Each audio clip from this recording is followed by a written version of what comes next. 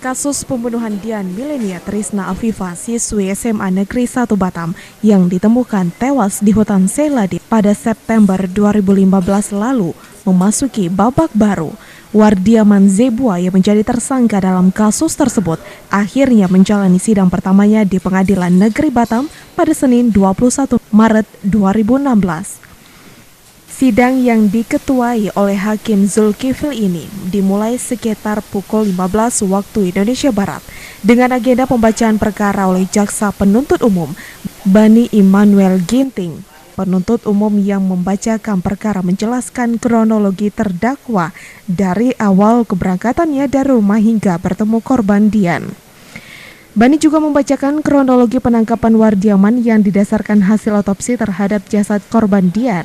Dari hasil otopsi tersebut, diketahui DNA yang masih menempel di tubuh korban cocok dengan DNA Wardiaman. Selain itu juga disebutkan bahwa hasil pemeriksaan dengan lie detector terdapat 2 jawaban terdakwa yang menyatakan kebohongan.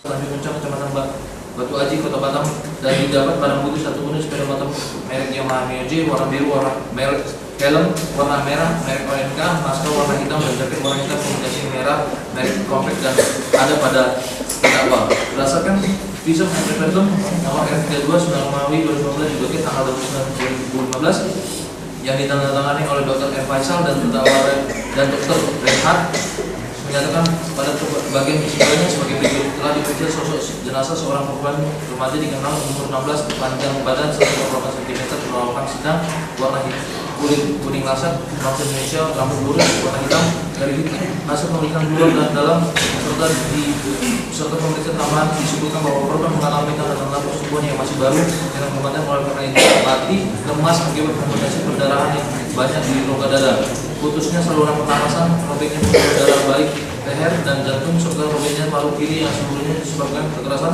tajam pada daerah punggung kiri dan leher. Korban mengalami tanda-tanda pembekakan pada daerah mulut serta luka memar dan luka lecet pada beberapa bagian tubuh lainnya yang disebabkan oleh kekerasan tubuh dan setengah tubuh.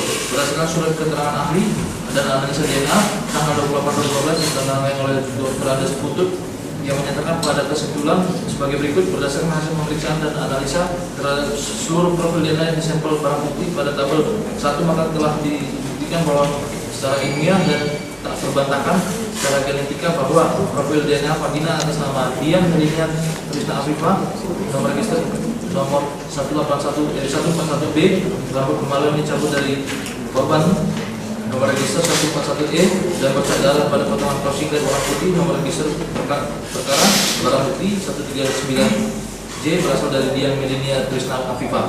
Salah satu rambut kemaluan yang dilepas dari nomor register SITA 141E yang ditemukan pada tubuh korban berasal dari Wardiaman Zebua, berasal dari John Rizkyaturi, Victoria Ranus, Frederick, dan M. Yusuf Suhaili. Profil DNA bercak darah pada buku tangan kiri Dian Milenia, nomor register BB 141G adalah profil DNA campuran yang cocok dengan korban atas nama Dian Milenia dan Wardiaman Zebua. Usai pembacaan, hakim menanyakan pendapat dari terdakwa. Terdakwa sendiri dengan tegas menolak semua pembacaan perkara tersebut. Sementara itu dijumpai usai persidangan, pengacara terdakwa utusan Sarumaha mengatakan seluruh perkara yang dibacakan oleh penuntut umum tersebut terkesan mengada-ngada. Ia juga menyebutkan pada saat pemeriksaan dengan lie detector, terdakwa tidak didampingi oleh tim kuasa hukumnya. Ya, artinya kan sampai sekarang tes kebohongan itu juga masih dalam perdebatan hukum. Artinya itu tidak akurat. Apalagi yang memeriksa saudara Wardiaman adalah pihak polisian. Jadi kami meragukan lah hasil tes kebohongan itu. Ini katanya didampingi pengacara, Pak? Pada saat pemeriksaan itu tidak didampingi. Apakah nggak diperbolehkan oleh pihak kepolisian? Pada saat itu kita sudah sampaikan, tapi kan alasannya ini kan tes, jadi tidak perlu didampingi. Tapi bagi kami tidak perlu, yang paling penting adalah hasilnya. Apakah hasil itu akurat atau tidak? Atau alat itu sendiri ada nggak di Indonesia?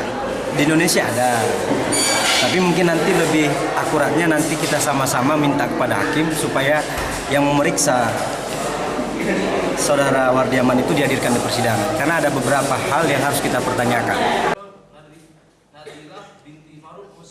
Persidangan selesai sekitar pukul 16 waktu Indonesia Barat.